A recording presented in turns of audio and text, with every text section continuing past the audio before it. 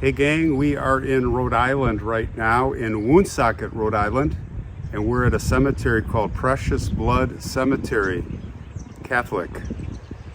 And we're here to visit the grave of a stigmatic who lived in the early 1900s. Stigmata, what's stigmata, you ask? Well, that is a person who reflects the wounds of Christ, the holy blessed wounds, the 5 wounds on their own body.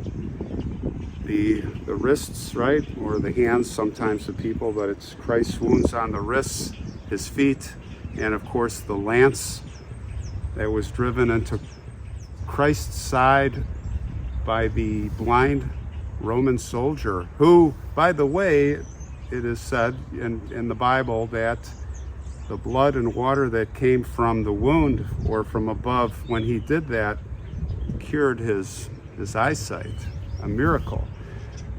But there is somewhat of a miracle, the stigmata, the woman that we're going to visit her grave, Marie Rose Ferron.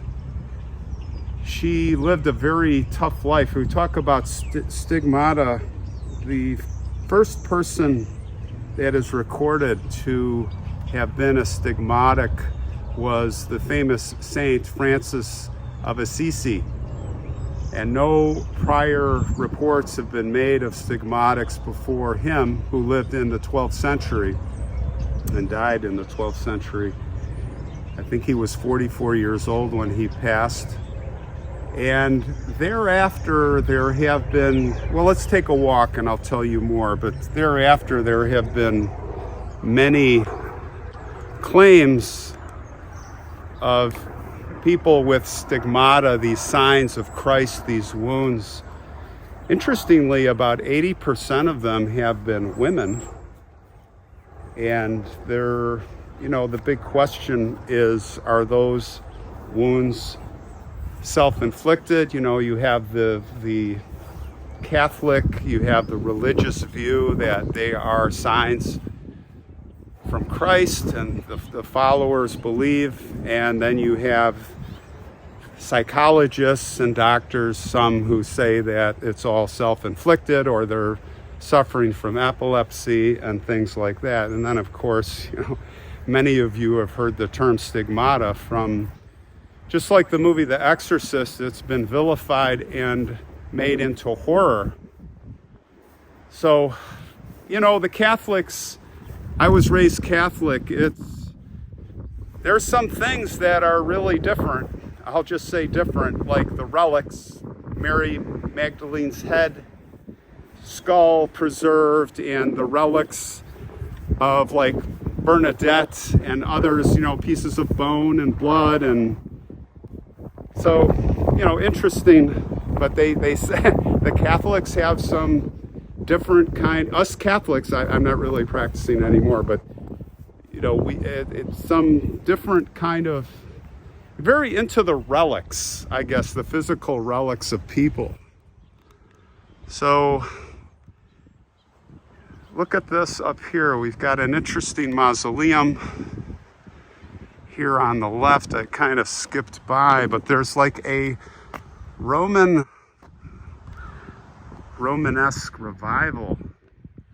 Kind of reminds me, it says Pothier on top, and that kind of reminds me of Graceland Cemetery in Chicago, if any of you have been to the Potter Palmer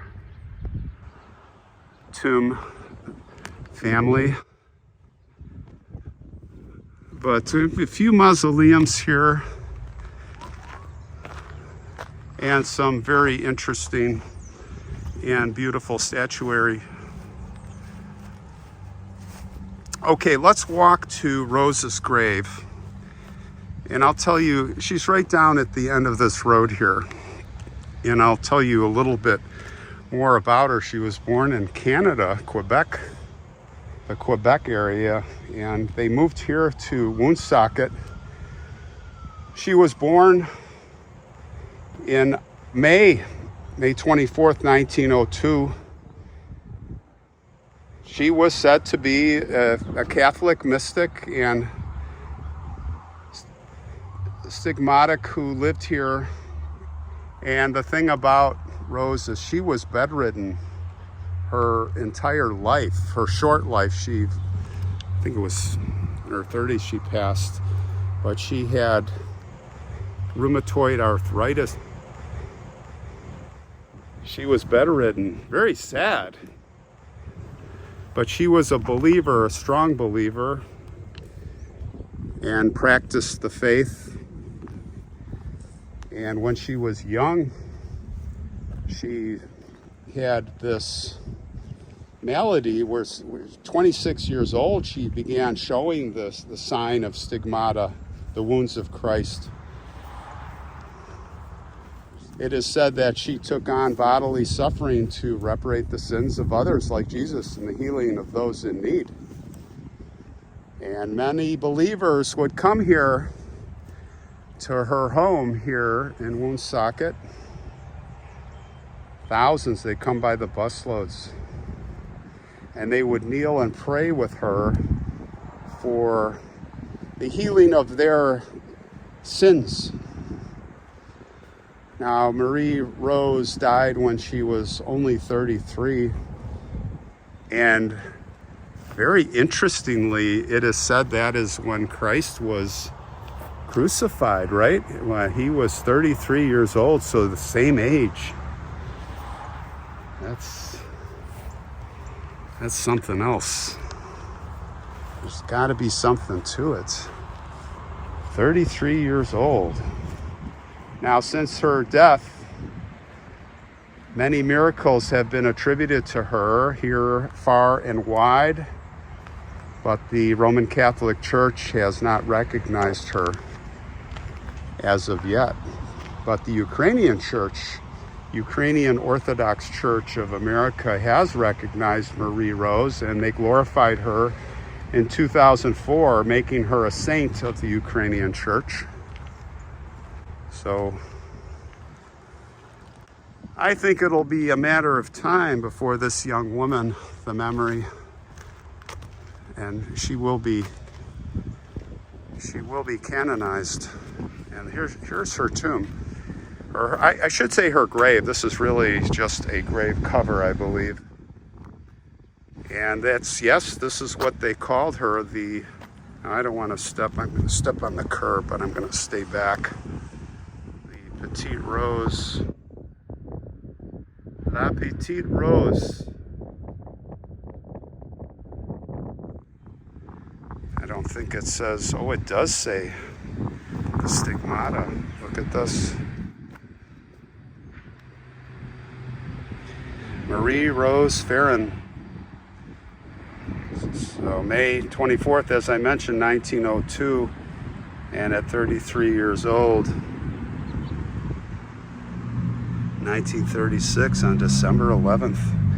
Now, Jean-Baptiste Ferron, that's her father, is buried next to her on the left, and on her right is her mother, Mother Rose. This, I think, is somebody else, and over here is, I think, an Army veteran. Yeah, private first class, and he died in 85. What a special place to be. So look at this. They have, looks like you can come in, although these are empty. Looks like this one you can grab. They have leaflets about, looks like her story. This is in Spanish. See? There she is, keeping her memory alive. I want to thank Donald Netzel, one of our viewers, for suggesting this story several months ago.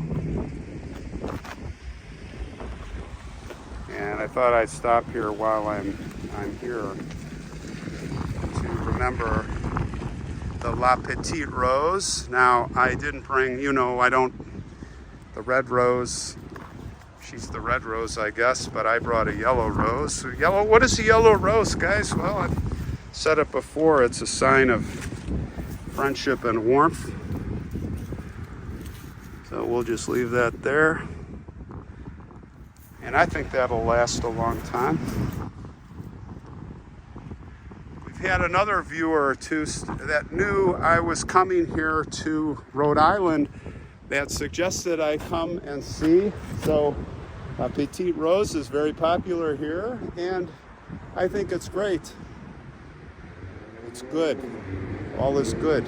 So rest in peace, La Petite Rose.